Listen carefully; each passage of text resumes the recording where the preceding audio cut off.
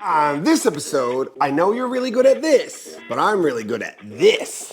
This real estate stuff is not easy, so send me your questions and I will answer them. This is the Ask Jason Show. Hello everybody, my name is Jason Piercey and this is episode 151 of the Ask Jason Show. Today's conversation, oftentimes here on the Ask Jason Show, we like to zoom in on things. So this is now zooming in. Like maybe when we were, maybe like a couple of decades ago or even a decade ago, we talk about looking closer at something. We gotta really look closer at this. Like right? But now it's like, okay, let's zoom in. And oftentimes we zoom in. But today, we're gonna zoom way out and get an overall picture of something. And here's the scenario. People, well in Canada, it's like on average, I should get a more updated statistic because this is from a few years ago. Pre-accident and pre-ADHD diagnosis and certainly pre-ADHD medication. So this was a while ago. But on average, in Canada, people would move every 4 to 7 years. So you'd sell your house and buy another one every 4 to 7 years. Up until a point in your life where like retirement age probably, you would do that less often because you would find a place that you would want to settle, and that makes sense. But that cycle of time means that the majority of people who sell their house buy another one around the same time. They happen oftentimes on the same day those deals are processed. But a seller's market and a buyer's market, by their very definitions, cannot exist at the same time. They can't. It's like they just don't. Now there are different segments where like things will overlap. Like maybe you're selling something that's in high demand and you're buying something that nobody else wants. But that's like an anomaly. And you should ask yourself, why am I buying something nobody else wants? But generally speaking, people sell their houses and they buy another one at the same time. And that makes it impossible to trade in real estate and only ever capitalize on the upside of the market. You just can't. If you're selling on a hot seller's market, then you're buying in a hot seller's market, and then that part will suck. But if you're buying in a really heavy buyer's market and you're getting great deals, it means it's gonna suck to sell at the same time. So like this is always going to happen. They don't do this. They do this, right? I just got a little Tribbiani in me. I don't even know what it means, but it was on Friends, so I guess it can't be that bad. Actually, that was a long time ago. That's like saying it was on All in the Family, so it can't be that bad. No, it could straight up be racist. So maybe Friends is pretty terrible too. There are some homophobic jokes in there, 100%, definitely. Anyway, not the point of this. No matter what type of market you're in, if you're selling and buying, you're gonna be on at least one losing side. But you'll also be on at least one winning side. And if you think about your finances from a net worth perspective, okay? The wash between the two is all that matters. The difference, right? If you're making big money on your sale, but you feel like you're overspending on your buy, has it affected your net worth? And if it hasn't, then who cares? You're happier in the place that you're in, provided you can manage the monthly cash flow. So you're always gonna be on at least one upside and one downside. You have to have both. However, buyer's market and seller's market is a continuum. It's a spectrum, so to speak. And the degree to which you are on either side, it always balances out. But there is a neutral, there is a middle when everything is perfectly balanced in the market.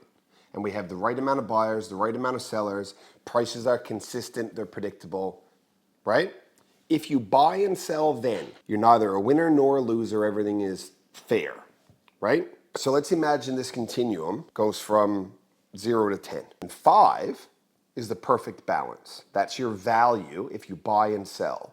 You net out at 0, right? So you spend 5 and you gain 5, so you net out at 0.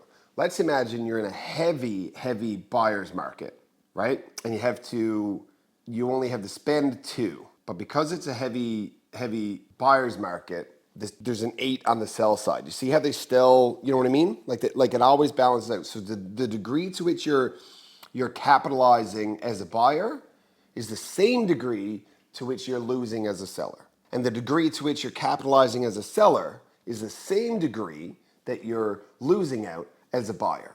Which means every deal you always do, if you are a buyer and a seller at the same time, will net out to 5 on that continuum. It's the same, because it's all ratios, right? Now, this only works if you're in a position or had the mindset to think about trading in real estate from a net worth perspective. See, that's the only time that works. Because if you're worried about making your cell phone bill, and which some people are, like I have lived points in time in my life where I was worried about that. Like a year and a half ago, I didn't know if I was ever going to work again ever.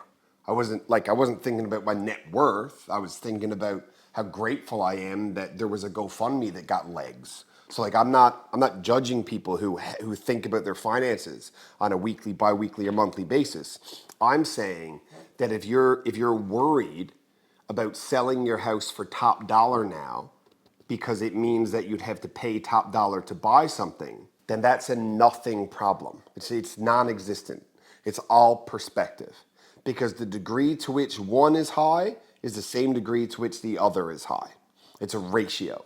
So you are effectively always in a balanced market if you are buying and selling. It's the same thing. If you feel like one's too much and the other's not enough, they balance out. It's a spreadsheet. That's all accounting is. Credit, debit, balanced. If only our government could do it with the budget. So that's what I wanted to talk about, because I think that we look at so many things like this, zoomed in. And when you're zoomed in, you can only see the piece that you're zoomed in on. A little closer. You can only see that piece. But if you zoom out, then you zoom out again. Now you can get a good bird's eye view of everything that's going on. Now, don't get me wrong. This part's really important. But this part gives you more context. And I say this a lot. You can, as a buyer or seller, take every bit of information you have available to you in your circle of information, okay?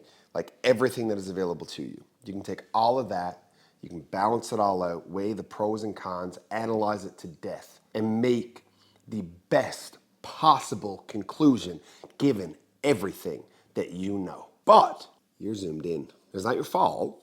You don't have 15 years doing this. Hundreds and thousands of houses sold. Zoom out. Because when you're out here, now you got a whole lot more information, a whole lot more data that you're trying to decide how to make the right decision with. And that's what we do. That's what I do. That's what the Ask team does. We zoom out for you. It's not your fault. You're going to be zoomed in. You should be, because it's your life. It's the people you love. It's your family. It's your concerns. It's your monthly budget. Let us zoom out for you. Thank you for watching this episode of the Ask Jason Show, and we'll see you next time. The Ask Jason Show exists so that you can get good real estate related information from a resource that you can trust. Now, speaking of resources you can trust, here's a couple I would trust to work with my mom. Because good enough for mom, I mean, good enough for you.